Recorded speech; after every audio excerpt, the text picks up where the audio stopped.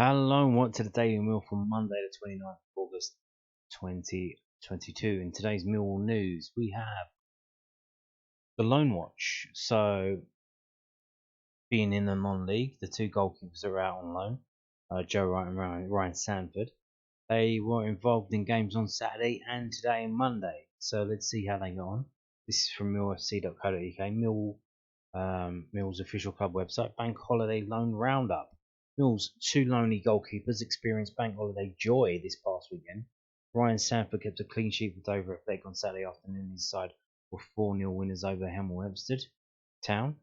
Dover then went on to suffer defeat on Monday at Ebbsfleet United.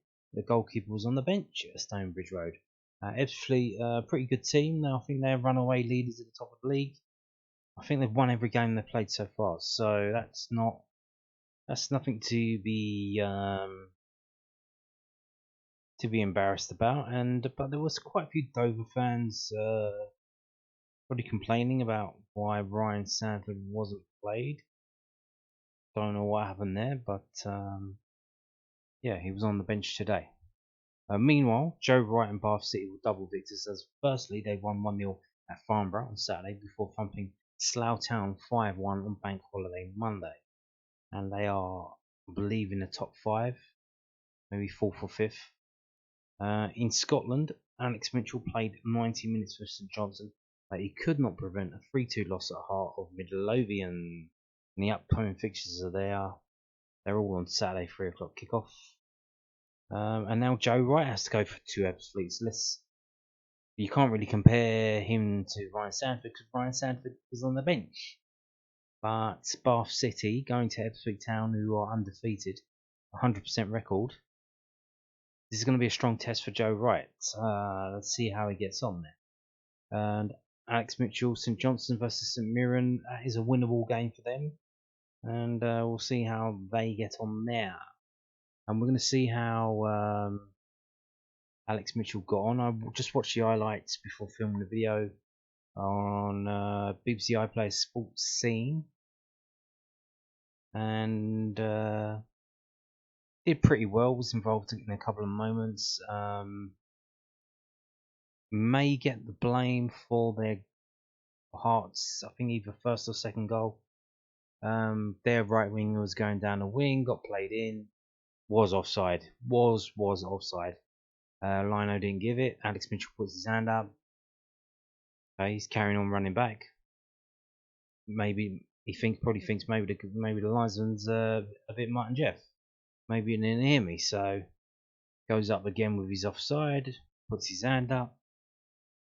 The winger from Hearts crosses the ball in, and the guy that was Alex Mitchell was tracking back managed to get on the end of the ball and puts it in a net. So thinking if maybe Alex Mitchell had 100% been focused on that player and not on claiming offside, maybe that. But that was a little minor thing. You can't. I don't know. It was offside though, so he's probably right to complain about it. But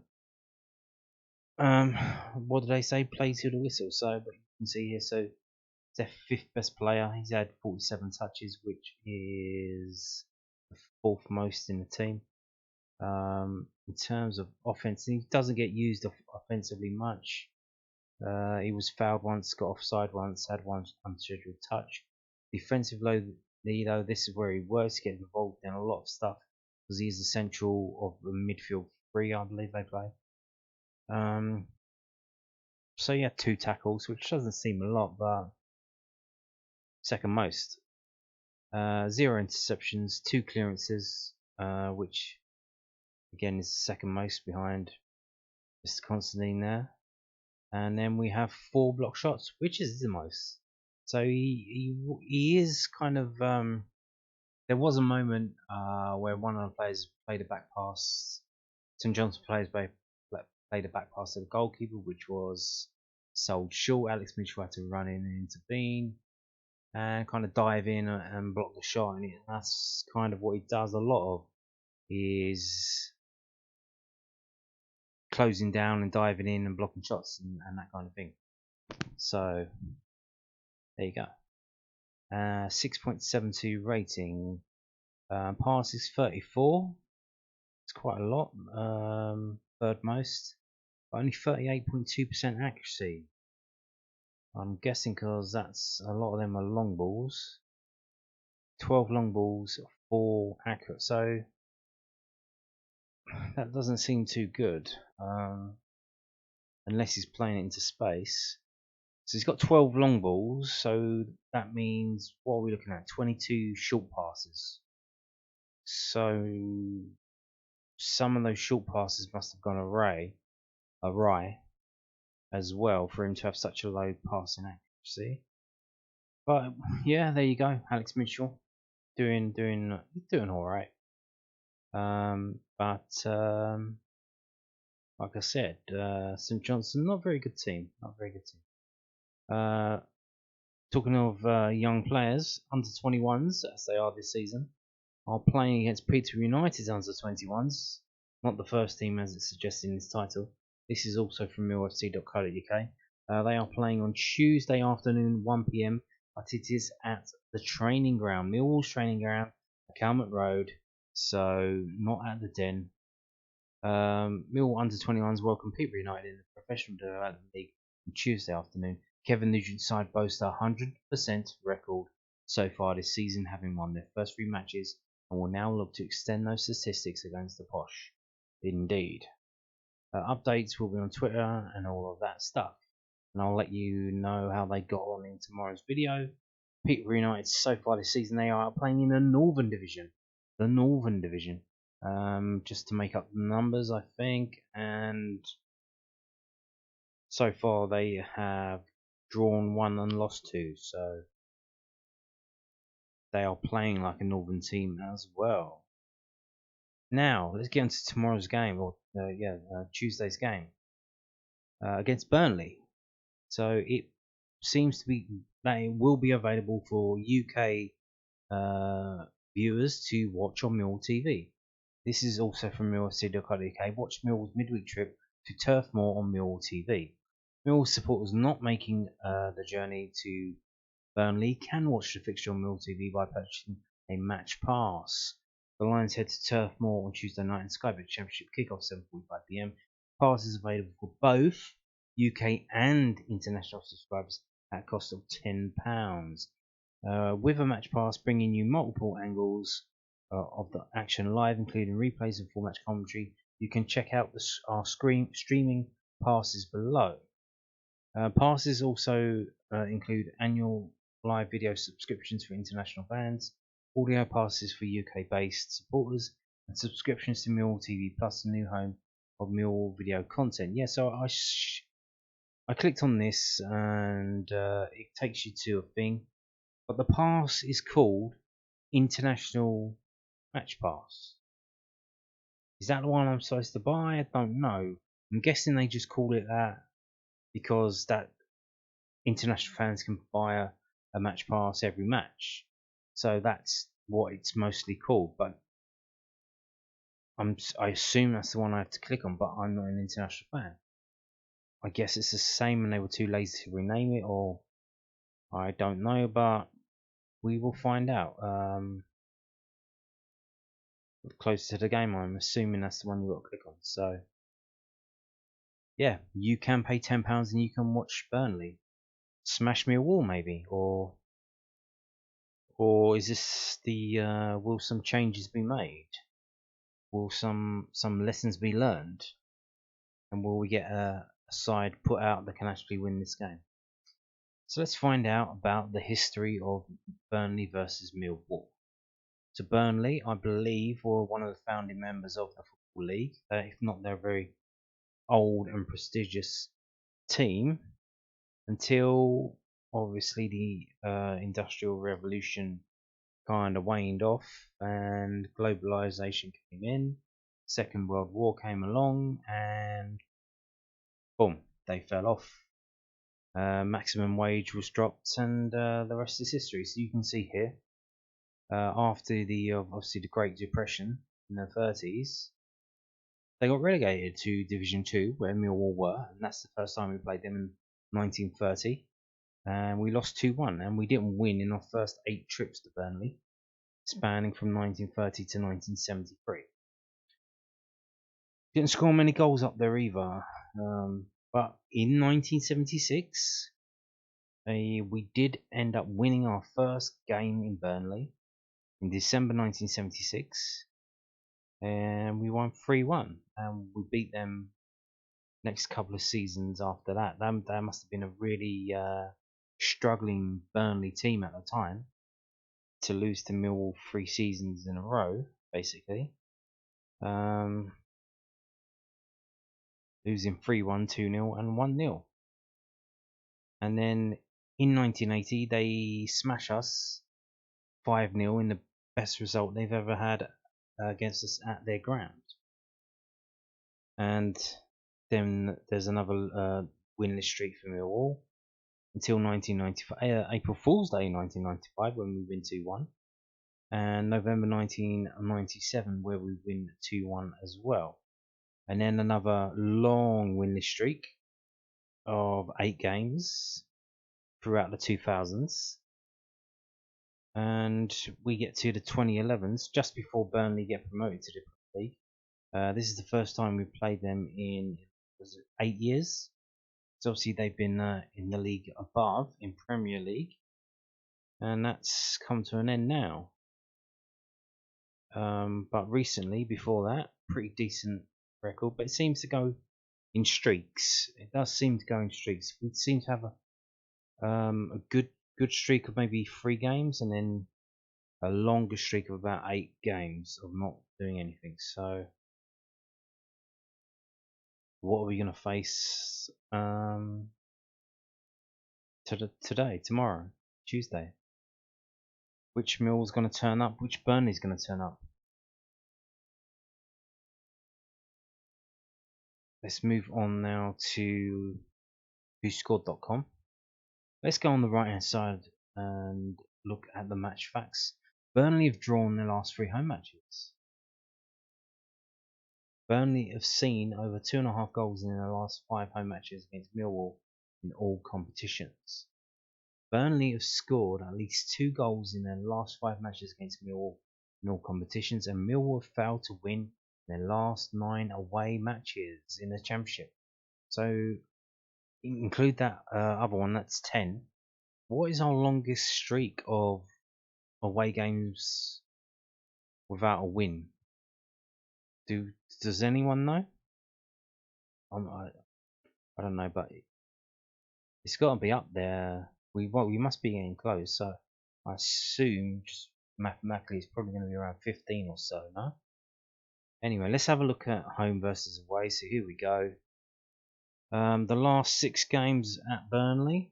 That game in 2005 seems to be a bit of a ding dong. 2 sending offs for Millwall and 1 for Burnley. 3 sending offs in the same game. Cosmic. Yeah, you can see here not many clean sheets. Millwall kept 1 clean sheet in 2011. Burnley kept 1 clean sheet in 2004. They won 3, we won 2, and there was 1 draw. In terms of goals, 9 for Burnley and 10 for Millwall over those 6 games. If we scroll down past that video, we can see the table as it lies. There's only 2 points in it, but 10 positions. 2 points is equal to 10 positions in this early league table. They've scored 11 goals. We've only scored 7. They've conceded 7. And we've conceded 9. Our defence has abandoned us. Where are you, our defence? Why has your strength waned? In terms of home league table, Burnley haven't won or lost at home this season. 3 draws. I believe they will beat their local rivals, Blackpool, 3-2, and ended up conceding a late equaliser, which the fans were not happy about. In terms of the away table, oh dear. Millwall are just above the bottom position in away form. I guess that who is the actual Did I expand this? Who is bottom? Huddersfield. Okay. I thought it may have been Coventry who hadn't played that many games yet. No. So we are 23rd in our away form, which is not good at all. Scoring 2 goals, conceding 6 in 3 games, 1 draw and 2 defeats. I believe in our defeats we failed to score. Burnley, on the other hand, are number 1 in away form. So, like again, their home form isn't the best, but their away form is magic. Let's change this to where we want it to be. So, Millwall failed to score at Cambridge United, failed to score at Sheffield United, failed to score at Norwich. Scored 2 at Swansea though. Well, technically we didn't, they were own goals, but you know what I mean. Only kept clean sheets in the 2 pre-season away friendlies at Colchester and Dartford. Haven't kept a clean sheet away so far this season. In fact, conceded 2 goals in each of our away games in the league. Only managed to concede 1 goal in the League Cup against a team in League One. And you can see here, again Burnley, 1-1 draw against Luton, 1-1 draw against Hull, 3-3 draw against Blackpool. Both teams having a man sent off. In their home pre-season friendly against Rochdale, they did beat them 1-0. Interesting.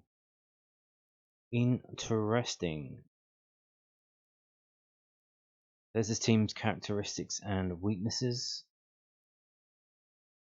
and style of play.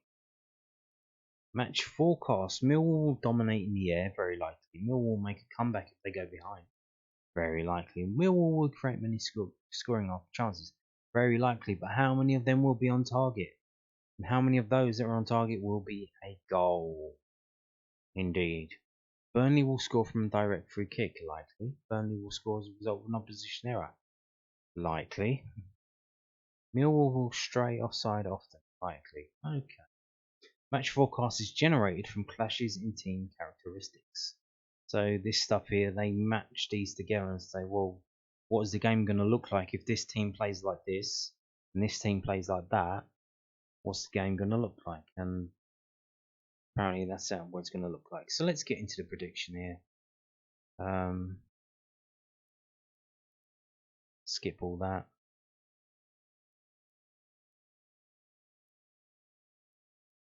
Prediction.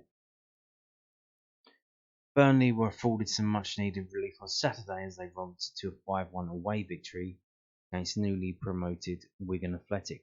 The Clarets were winless since the opening day prior to this weekend's win, but have now returned to the playoff places. Reading couldn't break down Millwall couldn't break through a resilient Reading defence on Saturday afternoon as an early Naby Sarr header condemned the Lions to a 1-0 home defeat. Gary outside were booed off the pitch at full time following a frustrating start to the season that leaves the visitors down in 6th place, and they predict Burnley 1, Millwall 1. So they're going to go back to the draw for Burnley. Now Burnley, having won their away games and struggled at home, what does that suggest? Are they do they like to play on the counter? Does that mean it helps them when they play away from home and they can't really do that at home because the teams sit back, similar to what happened to us on Reading on Saturday? So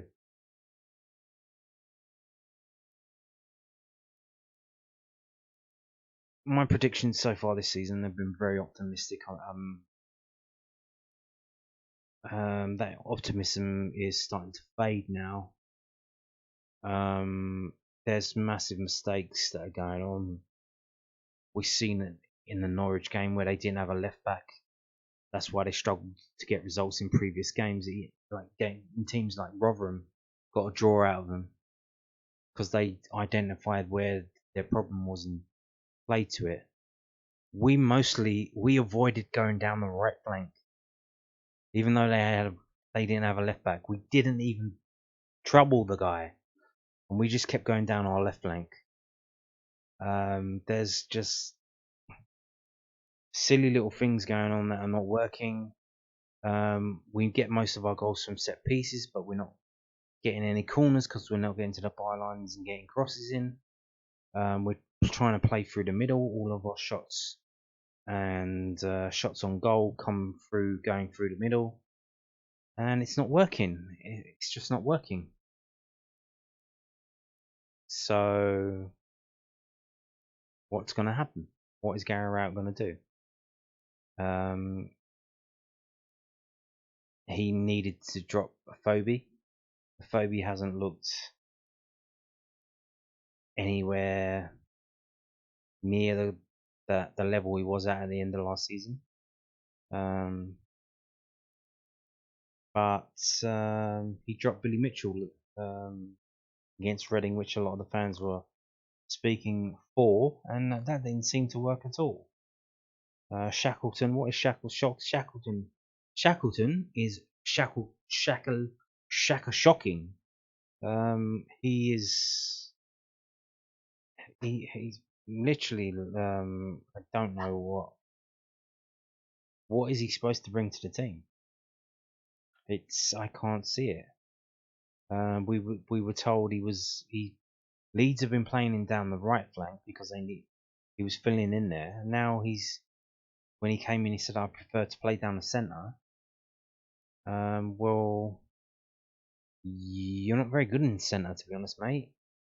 We've got better options, and we really shouldn't be indulging him, playing him in the middle.